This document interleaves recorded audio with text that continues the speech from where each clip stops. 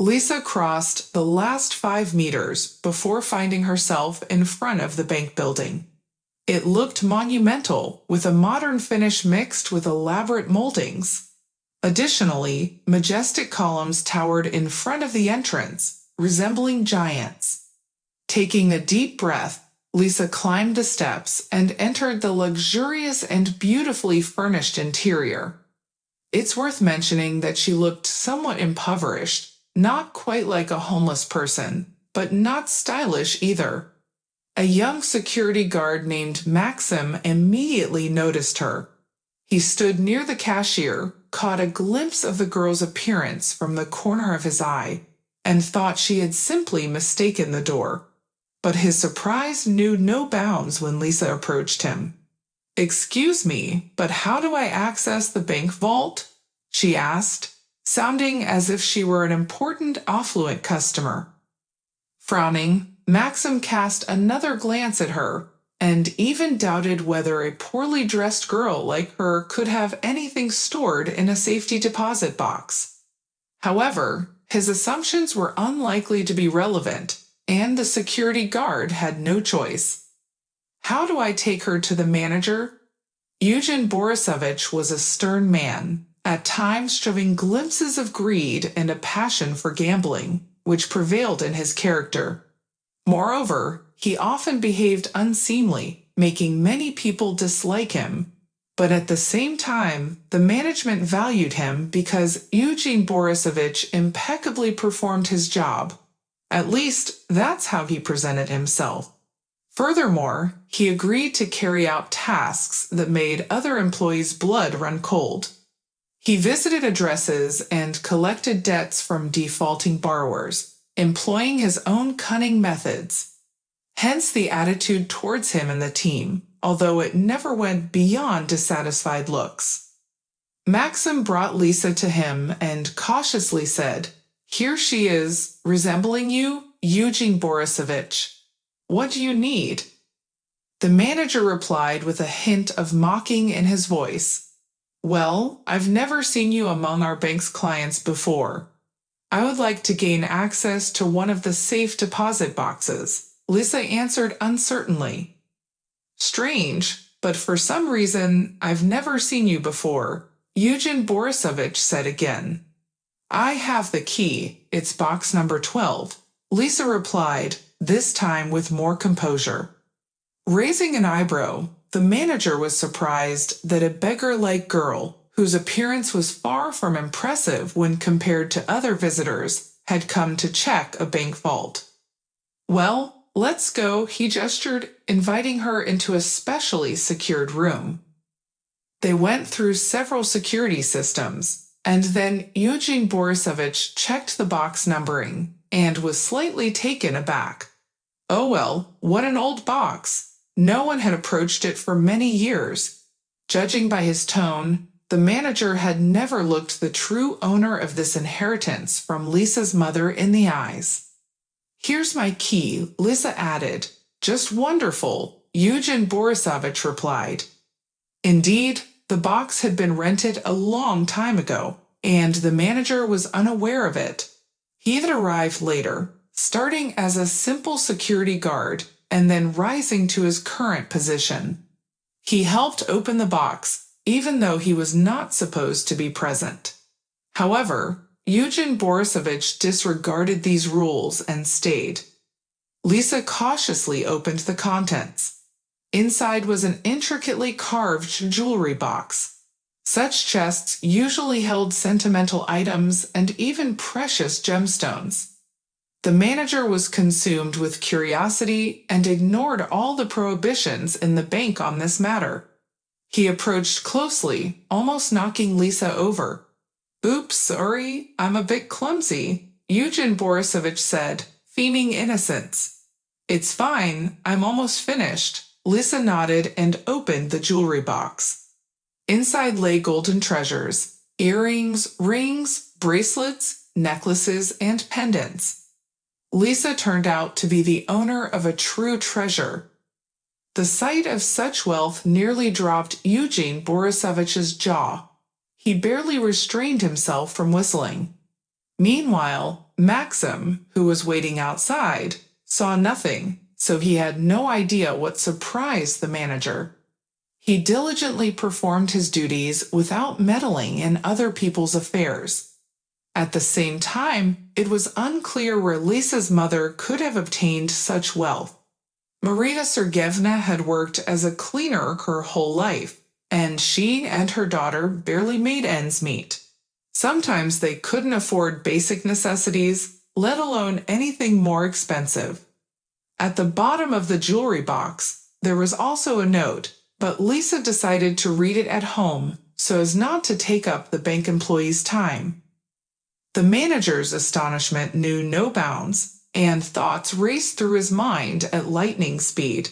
And this beggar, such a meek one, he thought, but Lisa herself had no idea what awaited her in that bank vault.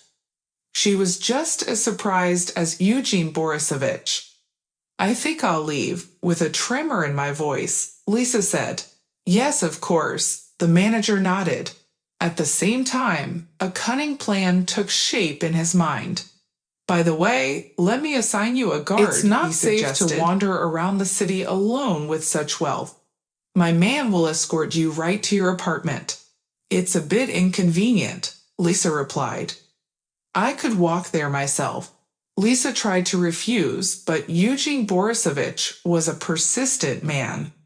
"This service won't cost you anything, but it will protect your belongings," he persuaded her. Lisa agreed, as there were indeed so many precious items in the box that it was scary to even think about what to do with them. With her approval, Eugene Borisovich led Lisa out of the vault and immediately called Maxim. "You need to escort this young lady home," the manager whispered in his ear, "and make sure to remember the address. Better yet, write it down so you don't forget by accident." "Why do we need to do that?" Maxim furrowed his brow. "She turned out to be a VIP client of the bank, and we are responsible for her safety and comfort." Eugene Borisovich lied. "Got it, boss. I'll take care of it," Maxim nodded. The security guard was not accustomed to discussing orders. He had recently returned from the army and still respected rank. Eugene Borisovich was someone like a commander to him, and it went without saying that his orders should not be questioned, only carried out. Moreover, it was not difficult for Maxim to accompany the girl to her home. And here was a chance to change the scenery and take a walk during work for a couple of hours. Lisa was the first to leave the bank, while Maxim took another 5 minutes, presumably receiving additional instructions from the manager. Descending the steps, the guard looked around first, and then said, "Now we can walk calmly." What he saw there remained a mystery until they walked. They struck up a conversation, and it turned out that Lisa was an interesting conversationalist and a very charming girl. Maxim felt like he was in a scientific library when he was next to her. In turn, he shared with the girl how he ended up in this bank and started working as a security guard, recalling his past from a distance, so to speak, reminiscing about his past. It seemed to be not just a pressing topic for him, but also the most important problem he had overcome. Maxim was born and raised in a village where he lived in a spacious house with his parents. He studied average, not being an honor student, but not a poor student either.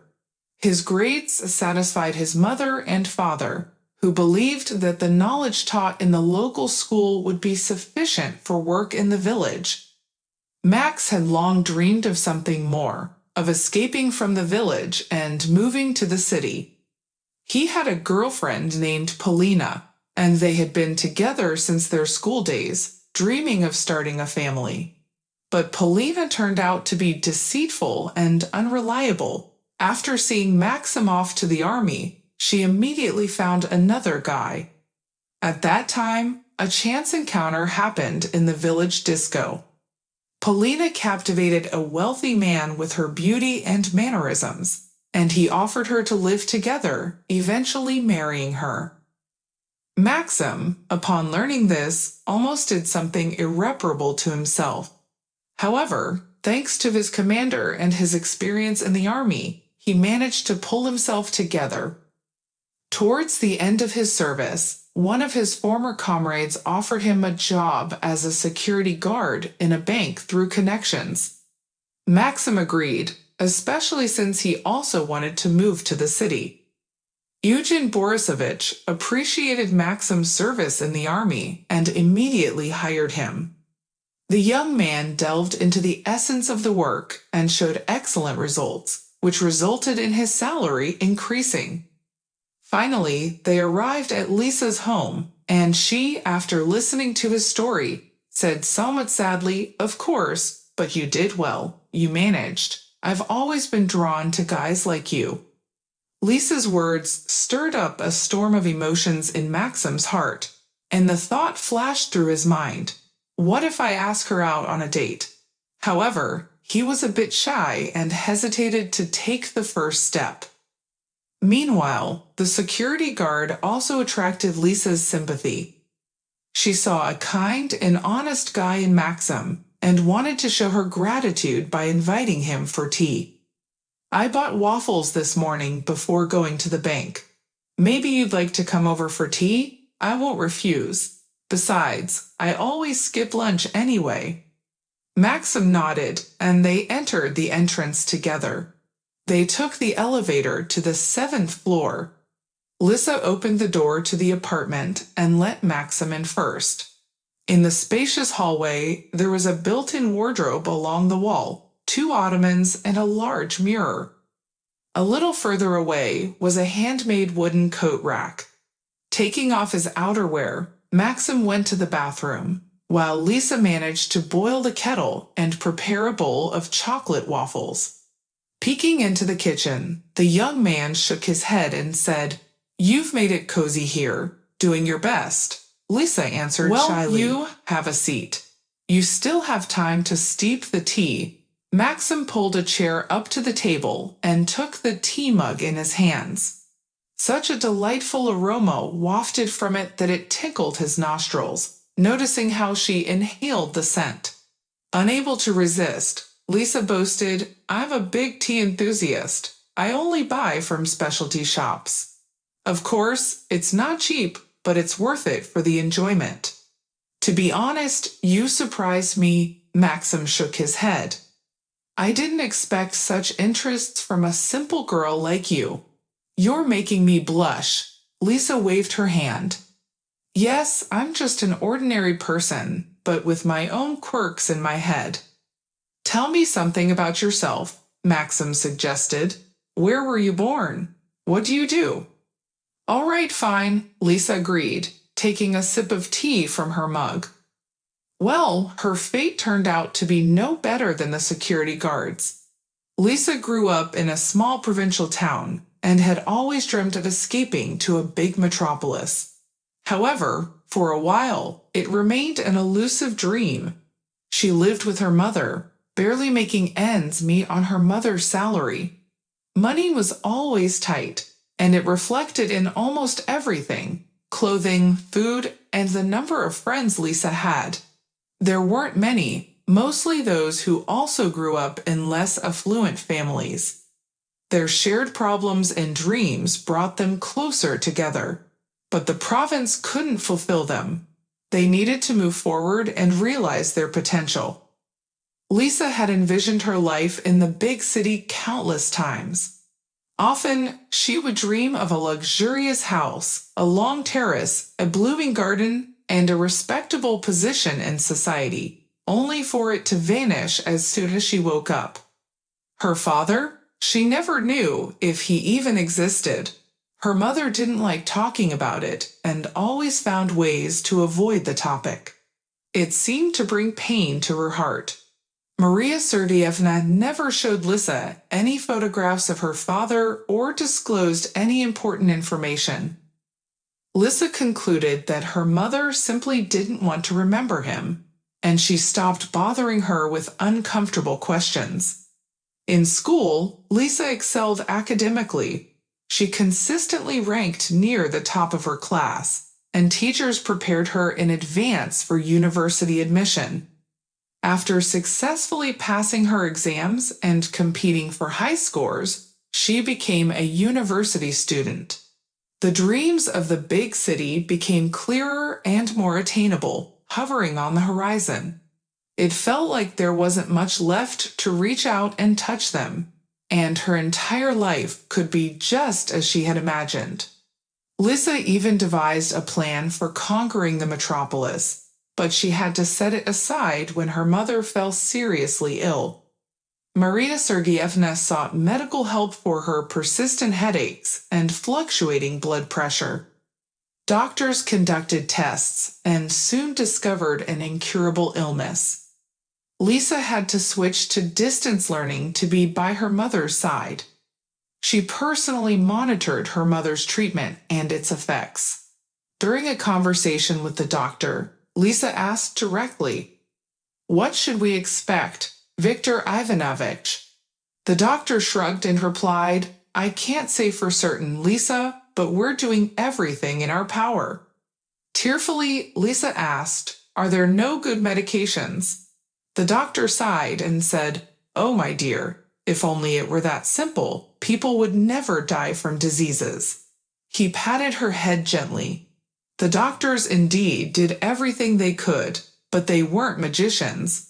Despite the timely treatment, Maria Sergeyevna's condition worsened with each passing day. She increasingly lost consciousness and sometimes failed to recognize those around her. Lisa took care of her mother while also realizing how poorly she herself was feeling. Soon, all hopes that the treatment would help faded away.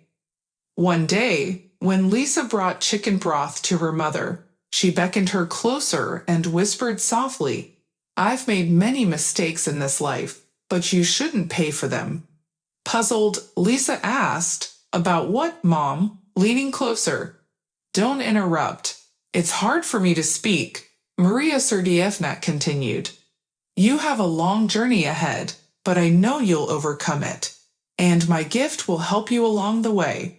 After that, her mother fell silent, as if she ran out of words.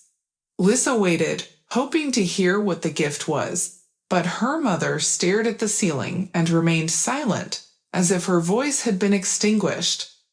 That day, Lisa didn't hear anything more from her.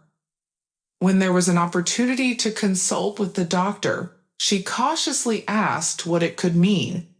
"Viktor Ivanovich, she was probably delusional," the doctor replied, shrugging. "But she spoke clearly, without any mistakes, and was resolute," Lisa said. "Well, sometimes there are moments of clarity, followed by a relapse into unconsciousness," the doctor explained. He was right, because after that day, Lisa never had another proper conversation with her mother. She didn't recognize her, she only nodded her head and occasionally There was fell nothing into they could do melancholy. about it, And the medical staff refrained from unnecessary interventions. It seemed they had resigned themselves to the fact that Maria Sergeyevna was on her final breath. They simply didn't rush to inform her daughter. Maria Sergeyevna deteriorated before Lisa's eyes. Her features sharpened, revealing prominent cheekbones and a narrow chin. Slowly but surely, Lisa's mother lost her beauty and transformed into an old woman. Despite the doctor's ongoing efforts to save her life, it proved futile. Intensive therapy with suitable medications, unfortunately, didn't yield the desired outcome. Maria Sergeyevna didn't survive for more than 3 days after her birthday. Lisa struggled to cope with the loss, and her close friends and acquaintances supported her and helped organize the funeral for her mother. During all this time, Lisa was in a daze and refused to believe that her mother was gone. It wasn't until a couple of weeks later that Lisa's state started to normalize, and she began to come back to reality. Now she had to continue living and address pressing matters. First and foremost, she needed to sort out her finances. She was still studying and had one more year left to complete her degree, and Lisa had no intention of dropping out. With great difficulty, she managed to find a part-time job, albeit for very little pay, but it was some money nonetheless. 2 weeks later, a notary contacted her and informed her that her mother had left a will. Lisa couldn't believe that her mother had prepared it in advance. At the same time, it was unclear what her mother had included in the will. The notary provided the answer by giving Lisa the number of a safety deposit box and the key. However, he didn't reveal what awaited her inside, claiming ignorance. The notary clearly knew the contents of the box and had simply carried out Maria Sergeyevna's wishes, surprising Lisa in the process. Lisa was on the edge with anticipation but restrained herself because she felt awkward in front of the notary.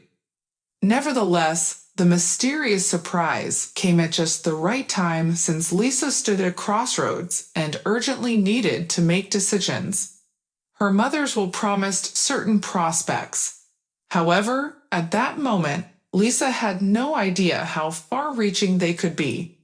It turned out that what Lisa discovered in the safety deposit box completely changed her perception of her mother. It seemed that she didn't know her well, only to the extent that Maria Sergeyevna allowed. From this, it followed that her mother had been hiding something all this time. That's my life story in a nutshell, Lisa concluded, shrugging her shoulders. As you can see, not much to it, no significant events, just like I never had any, Maxim replied.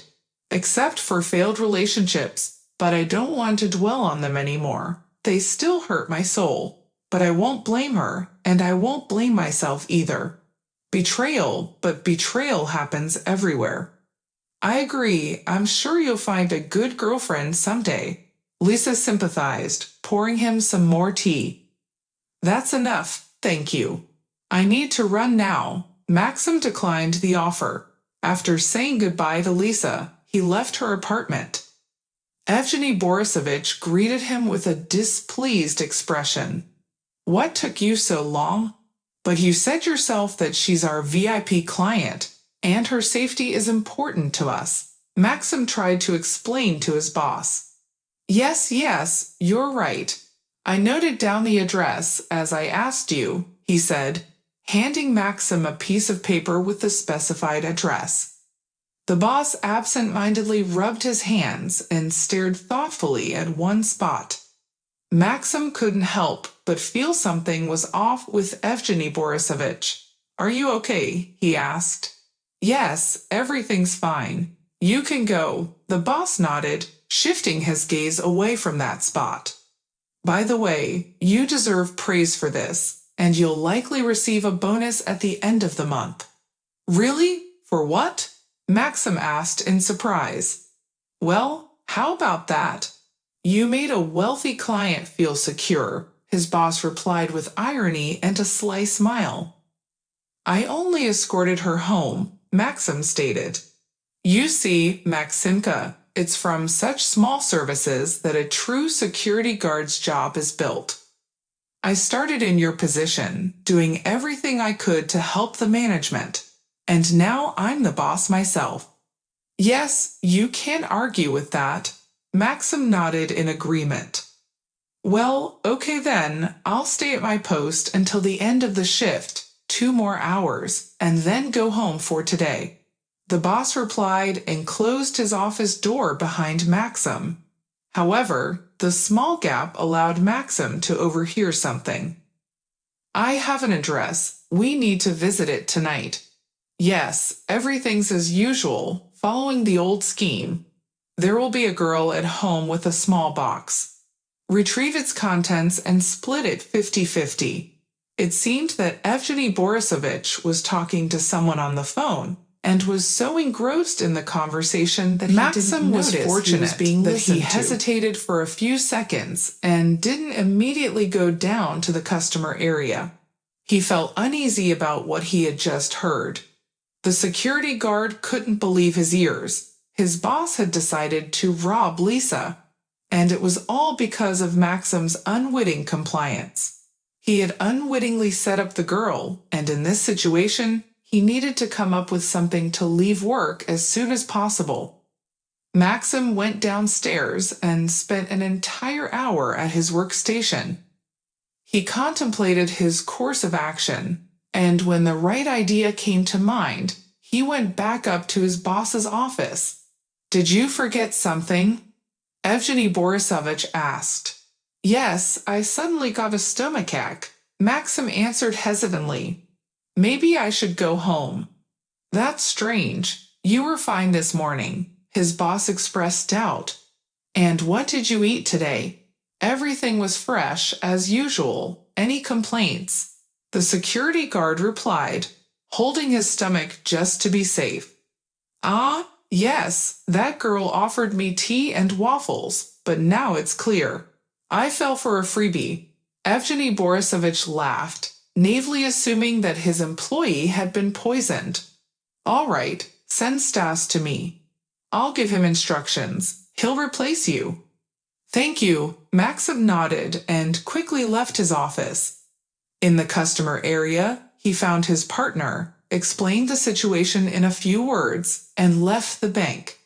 He needed to stop by his own home to arm himself before heading to Lisa's apartment. Maxim didn't know how many people would be there or what they would do. It was possible that they planned to simply rob Lisa by breaking into her apartment and restraining her. But there could be other scenarios, and Maxim couldn't allow that to happen. Time was passing, evening was approaching, and Evgeny Borisovich's men could show up at Lisa's place any moment. He was almost home. Maxim took out his self-defense equipment from the closet. He didn't have any weapons, but even if he did, Maxim wouldn't use them. Besides makeshift tools, he intended to rely on his physical strength. Before joining the army, Maxim had been actively involved in sports and had built himself up quite well. "Get out of the house." He hailed a taxi and gave the driver the necessary address. There was heavy traffic at that time, and they were moving at a snail's pace.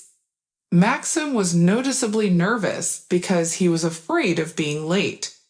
He remembered everything Lisa had told him. He simply couldn't abandon her in such a situation. It didn't matter that she wasn't actually anyone to him. It was his kindness and sense of responsibility that drove him. So Maxim hurried to her aid. Now he just had to deal with Evgeny Borisovich's trusted men.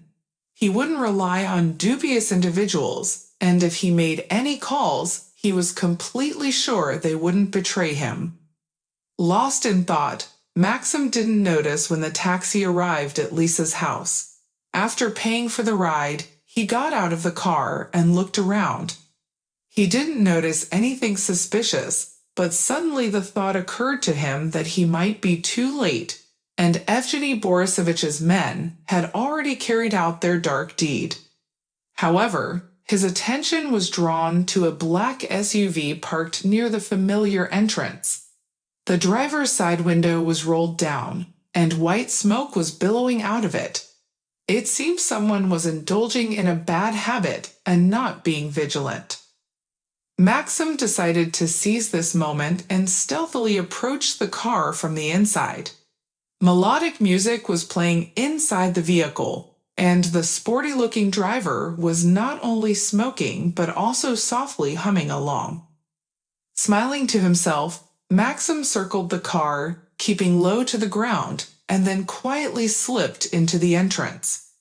Choosing to forego the elevator, he walked up to the 7th floor. The hallway was quiet, just like the apartment itself. At least, no sounds could be heard from inside. A strange feeling arose that the criminals had already dealt with Lisa. Without much thought, Maxim rang the doorbell, hoping the burglars would open the door, allowing him to pretend to be a neighbor. After a few seconds, a creak was heard.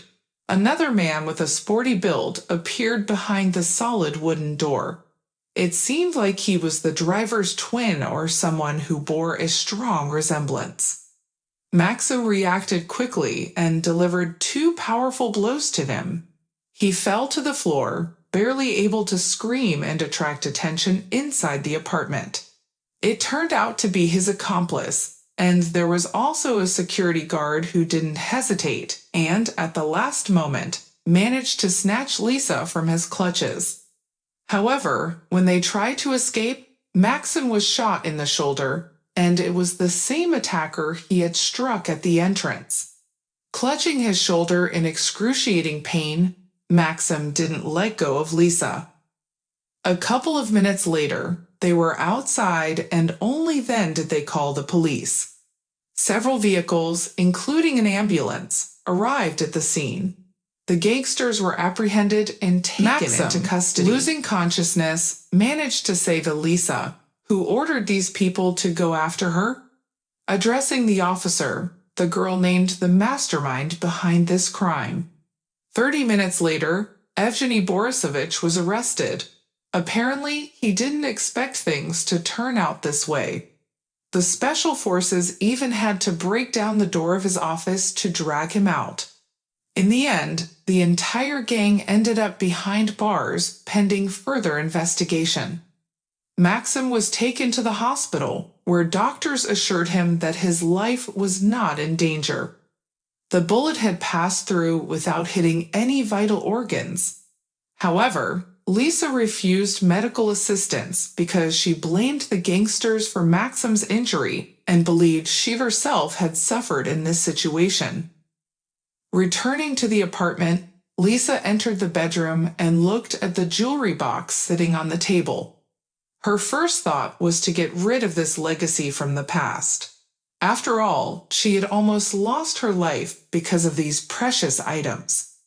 At the same time, Lisa couldn't understand where her mother had suddenly acquired such wealth. They had been saving their whole lives, living in deprivation, and all this time the jewelry box with gold items had been right under their noses. A strange feeling overwhelmed Lisa. It seemed as if her mother intentionally concealed these valuables to avoid using them prematurely.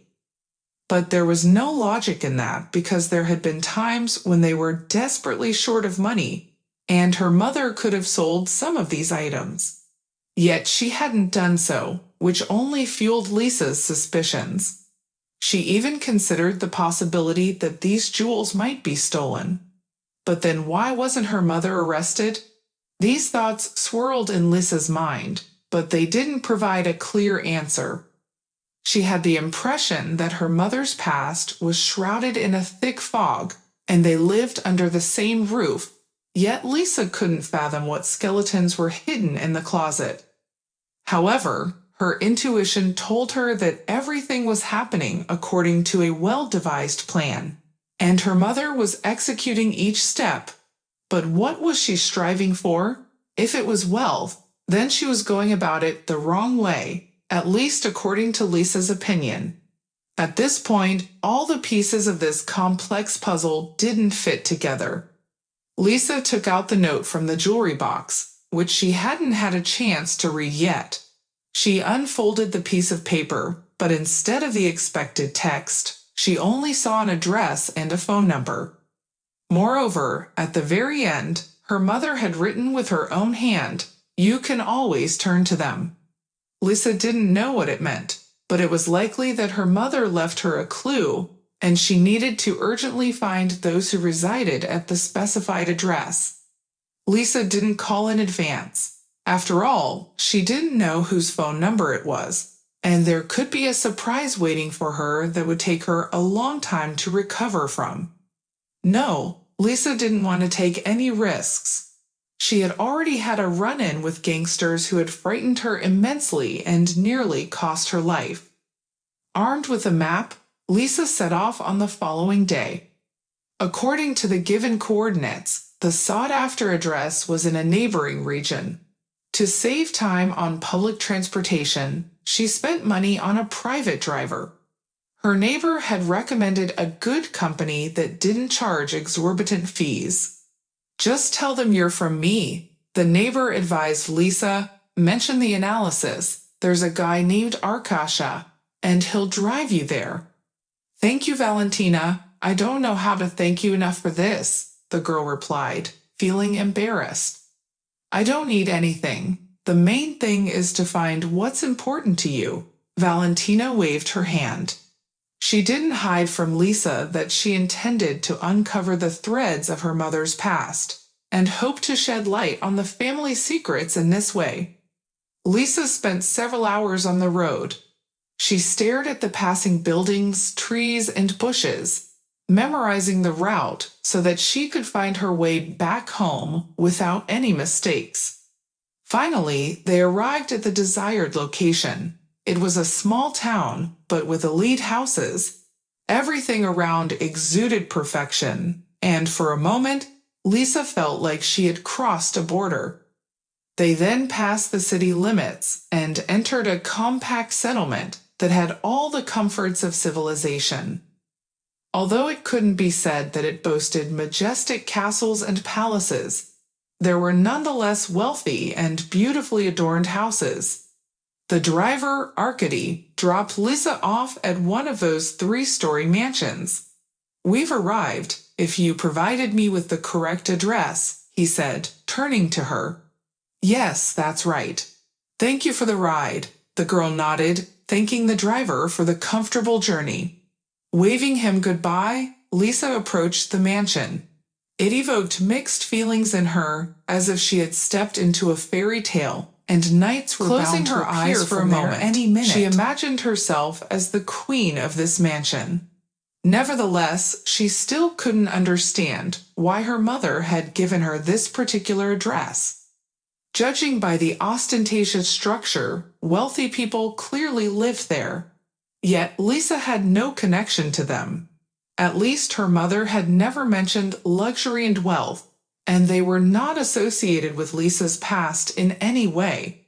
She couldn't even recall any bright moments in their lives. Before Lisa could get closer to the mansion, a smiling woman in her 60s, dressed in a beautiful and expensive dress, approached her. She looked like the owner of a beauty salon called Blissful. The woman reached out her hand to greet her, saying, "Good day, dear girl. My name is Lady Vasilievna. I am the owner of this house. Welcome." "And I'm Lisa," the girl replied, "but I don't know you.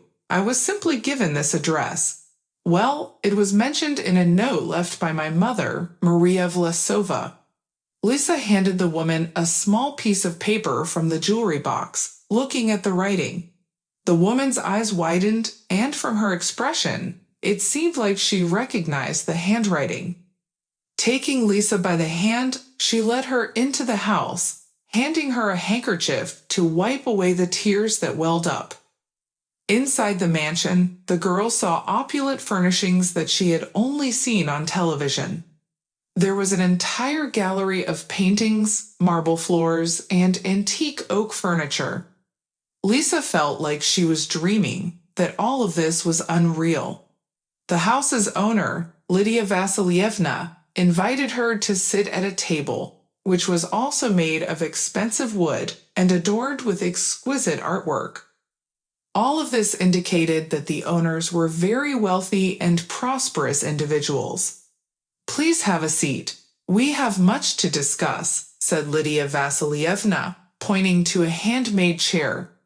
At that moment, the homeowner, Sergei Nikolaevich, joined the conversation, introducing himself.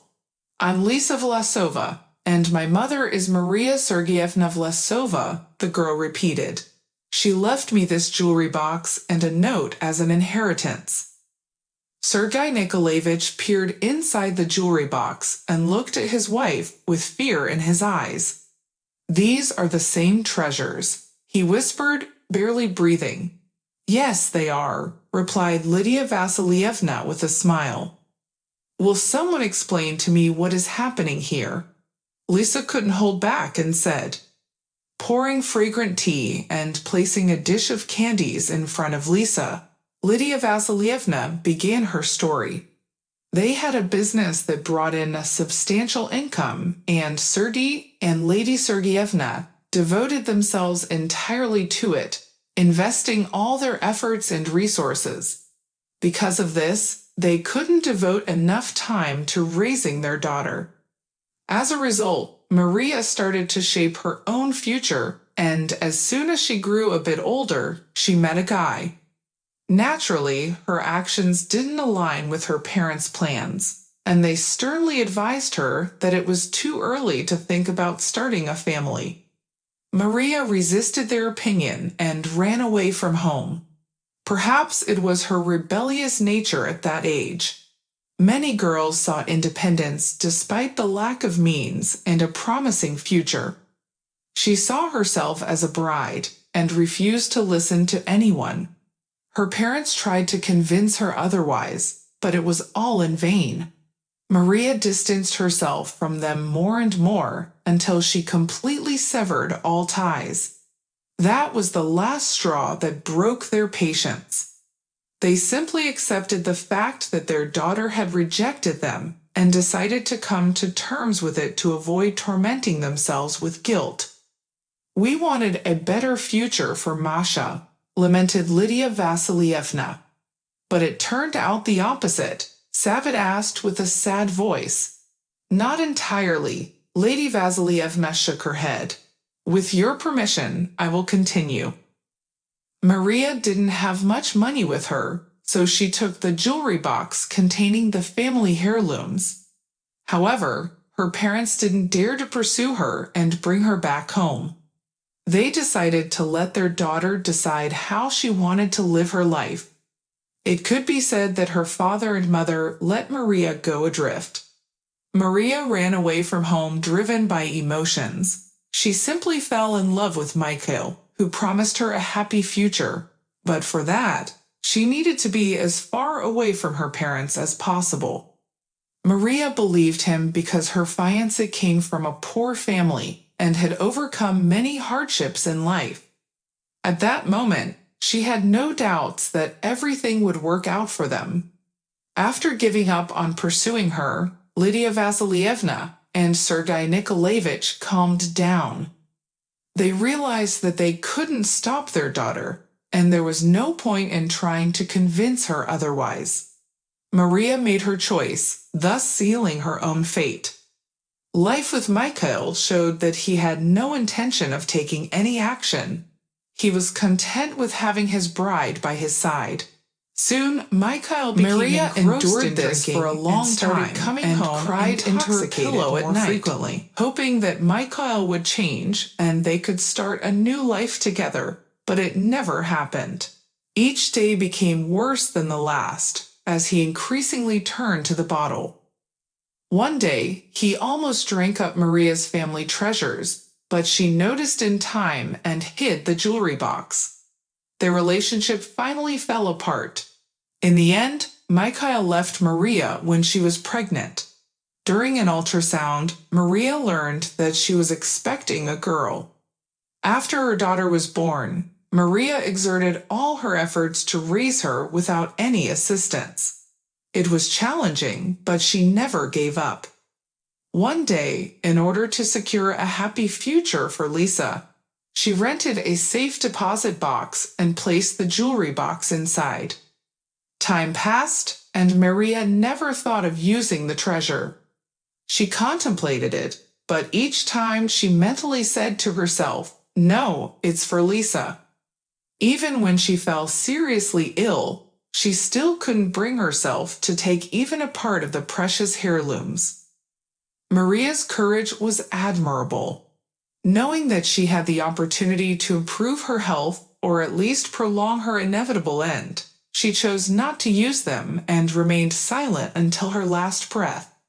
She departed from this world, refusing the chance to live a little longer. On the other hand, the illness, as confirmed by the doctors, was incurable, and it's unlikely that anything would have helped. Unless a miracle occurred, but it never did. Ultimately, Lisa was left without a mother.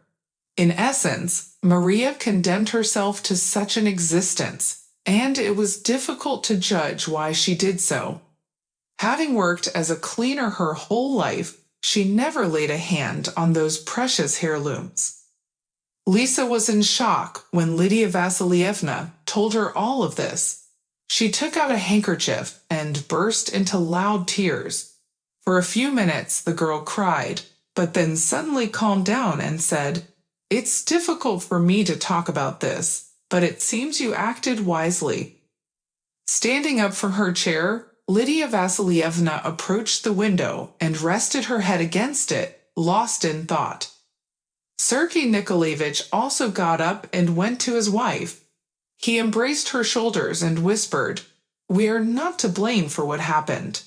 No, we're to blame for not giving her the opportunity to get married," objected Lydia Vasilievna. But he turned out to be an alcoholic, and no matter what happened, everything would have turned out differently if we had helped, his wife continued to insist. That's not true, their family would have fallen apart anyway. Sergei Nikolaevich tried to convince his wife. Maybe you're right, Lydia Vasilievna finally agreed. We wouldn't have been able to do anything. But now we have someone to pass on all our love and care to. They both looked at Lisa, and after a minute, they hugged her together. In that moment, all their sorrowful thoughts faded into the background. They had a granddaughter to whom they could give everything they couldn't give to their daughter. Lisa also hugged her grandmother and grandfather, unable to believe in such happiness. "Honestly, I didn't expect that my mother had prepared such an inheritance for me," she said when they sat down at the table for lunch. "She knew what she was doing," Lydia Vasilievna replied. "I'm still studying at the university, and then I want to work in my field," Lisa confidently said. "Well done. What do you think about the future?" Sergei Nikolaevich asked with a smile. "And do you have a young man in your life?" "Not yet, but there are a few prospects," Lisa replied, squinting her right eye. "Maybe you can introduce us," Sergei Nikolaevich suggested. "Oh, come on, we just found our granddaughter, and you already want to know everything," his patient wife scolded him without pressing further with questions. "Perhaps she will tell us everything herself," said Lisa. "So, Lizenka, of course, grandmother, lively," she reported. "Especially since you already tried to do that once." The hint was very subtle, but they all understood. "Forgiven. We almost repeated our mistakes," Lydia Vasilievna replied, crossing her arms over her chest. From that day on, a new life began for Lisa without problems and worries. She no longer had to count money or scrape by with odd jobs. She spent several days at their house, trying to get used to the new way of life, but eventually realized that it was best to pursue her own goals. However, she didn't reject the support of her wealthy relatives, especially since her grandmother and grandfather were just starting to get used to her. They also asked Lisa to show them where Maria's grave was. When they arrived at the cemetery, Lydia and Sergei spent almost half an hour in front of the tombstone. The spouses stood silently, looking at the modest monument. In addition to the inscriptions, there was a photograph of their daughter, a weary woman, burdened with problems and sorrow. It was difficult to endure such a trial, and they had to fight the urge to break down and cry right there at the grave. The next day, Lisa returned to the city to start her search. She wanted to visit Maxim and find out how he was doing. The security guard was surprised when she appeared. "I thought you had forgotten about me," Maxim said after Lisa sat down on his bed. "Oh, why would you say that?" she replied with a smile. "I was just running errands and found my relatives. Can you imagine? Interesting." "And you didn't know anything before?" the guy asked with surprise. "No, my mom didn't tell me anything," Lisa shook her head. I only realize now how secretive everything was in our family. What about it? That your mom deliberately kept the truth hidden, Lisa replied. It turns out we were living in poverty, but at the same time, we had the means to not need anything. So it's because of the jewelry box in the safe deposit box? Maxim asked, smiling. And not just that, Lisa waved her hand. She briefly told him how she had traveled to another region, not hiding the fact that she was deeply shocked, especially by the fact that her mother's parents didn't try to find their daughter. I understand they had their reasons, but logically, they couldn't just leave their own child in misery. Resentment crept into her voice. How strange, now both the grandparents and the deceased mother seemed that way, Maxim said, having listened to her story, offering his own perspective. In my life, something similar happened.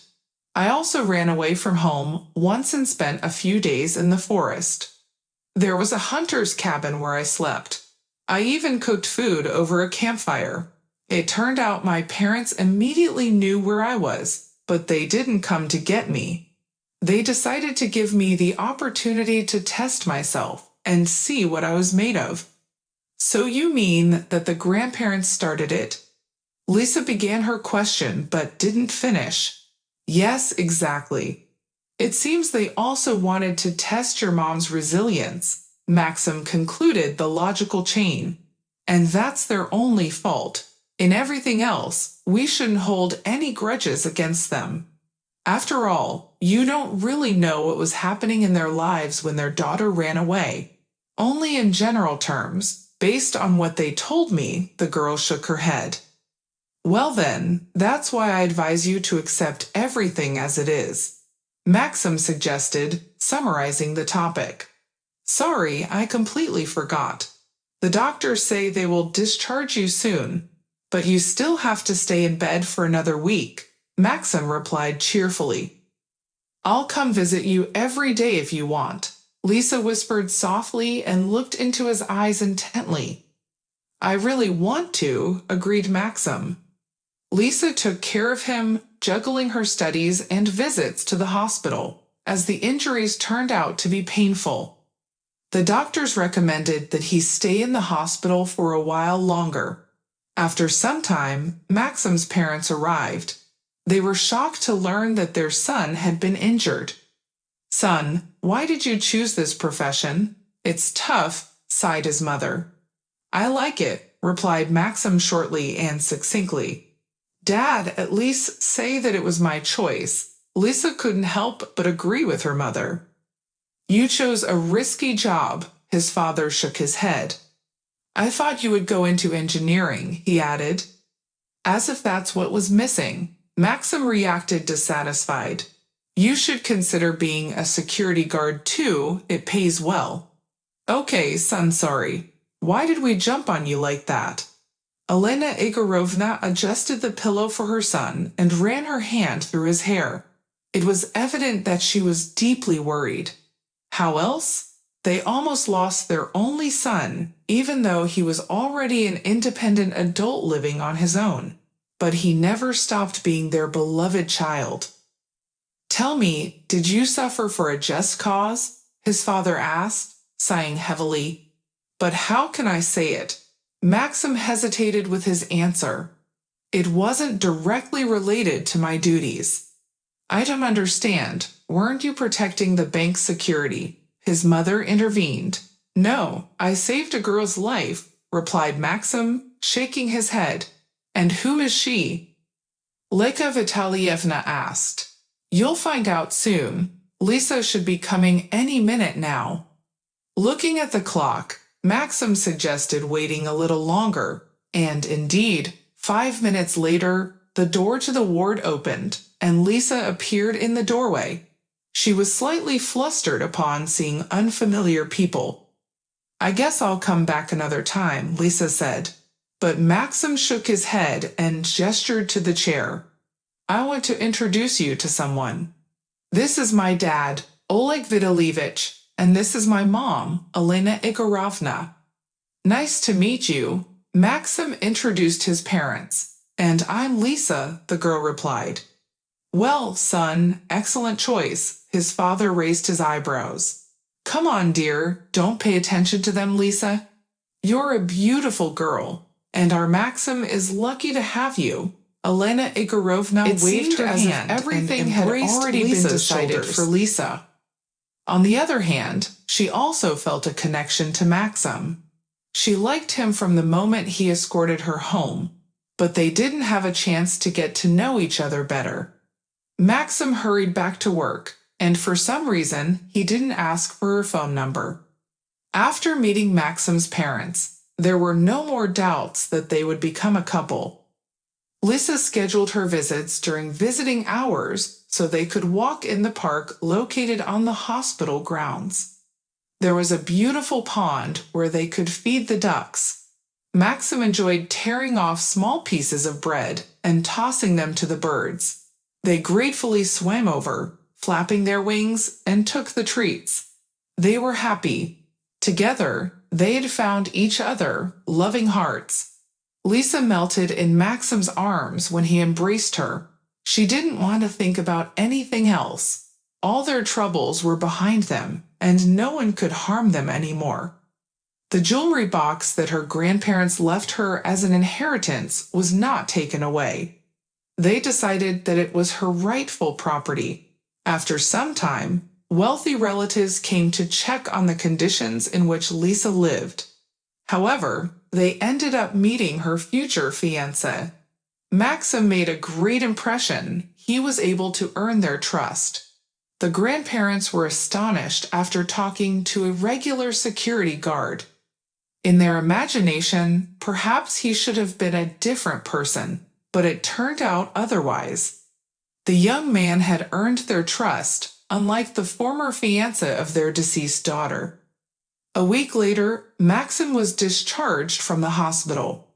The doctors advised him to give up the dangerous job, but he couldn't do that because he had accepted the bank management's offer to become the head of security. Evgeny Borisovich and his gang were awaiting trial and could spend the next 10 years in prison. Moreover, no one would take back a convicted employee who had robbed bank customers, especially considering that someone nearly lost their life due to his orders. No, the path back was definitely closed to him. After his discharge, Maxim and Lisa continued to see each other.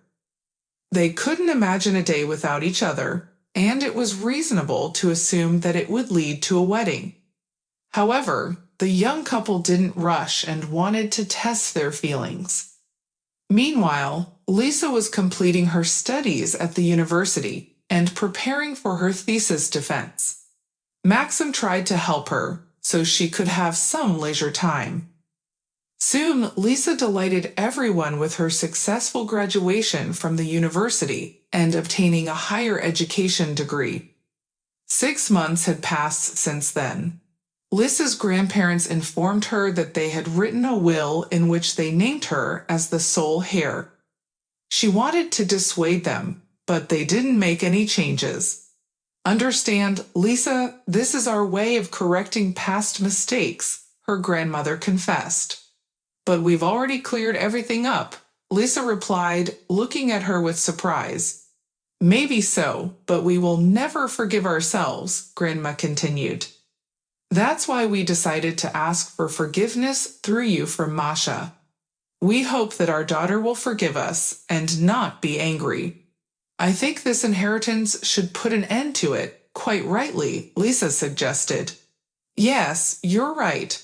Otherwise, we will never find peace," Grandma nodded, and they ended their arguments about the inheritance. "Remember the unfortunate fate of our daughter, Lydia Vasilyevna," Sergei Nikolaevich said. "We didn't want the same future for our granddaughter, so we watched over Lisa and Maxim to ensure everything went smoothly, without any pressure. And we secretly helped them financially. They even paid for the wedding themselves after Maxim proposed to her. He had already bought the engagement rings and invited Lisa to the restaurant. Music played as they entered. I'm a little embarrassed, Maxim said, getting down on one knee. Don't judge strictly how this turns out. I feel awkward too, Lisa admitted. Will you marry me? Finally, he spoke those words. Yes, Lisa answered loudly. At that moment, Maxim's parents and wealthy relatives arrived at the restaurant. They clapped their hands and congratulated the young couple. As a gift, a famous pop singer appeared on stage. He took the microphone and started singing. Feeling the goosebumps? Let's go. To be honest, neither Lisa nor Maxim expected this. The marriage proposal turned out to be grandiose. A month later, they also celebrated their wedding in a grand and spectacular manner. It took place in the country house that Lisa's grandparents had given them. Initially, the young couple wanted to decline the gift, but their objections were not accepted. At the wedding, Grandma noticed that her granddaughter wasn't drinking alcohol and decided to ask the reason. Lizaka, I'm pregnant. I understand Lisa answered with a smile on her face. Grandma said, Oh my, for your happiness, wonderful gift. You can have a sip. With clasped hands, Lydia Vasilievna pressed them against her face and burst into tears. What's going on here? Maxim suddenly approached them. I'm partly crying, Grandma answered loudly. I'll have a great-granddaughter or great-grandson soon. Lisa, are you pregnant? Maxim asked. Yes, I took a test this morning and wanted to surprise you. Blushing, Lisa replied, Today we have a double celebration. Maxim shouted at the top of his voice, announcing that his fiancée was pregnant. Immediately, all the guests congratulated him and wished them all the best. The parents also joined in the congratulations. Son, keep it up, Oleg Vitalievich said, kissing his cheek. I knew everything would work out for you, Elena Igorovna said through tears. The wedding became the beginning of their personal happiness, which they had long pursued. Maxim and Lisa found a strong family and the opportunity to become loving parents. Soon, through an ultrasound, they learned that they would have a son, an heir. After consulting with their families, they decided to name the boy Victor. As for the jewelry in the box, they kept them for future generations. After all, the family heirlooms allowed them to change many things, especially their perspective on life.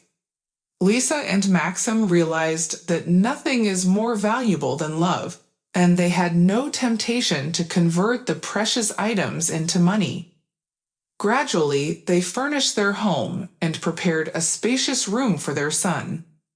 His birth and upbringing in the near future became their top priority. Thank you for sticking around till the end. If you enjoyed the story, please support me with a thumbs up. All the best!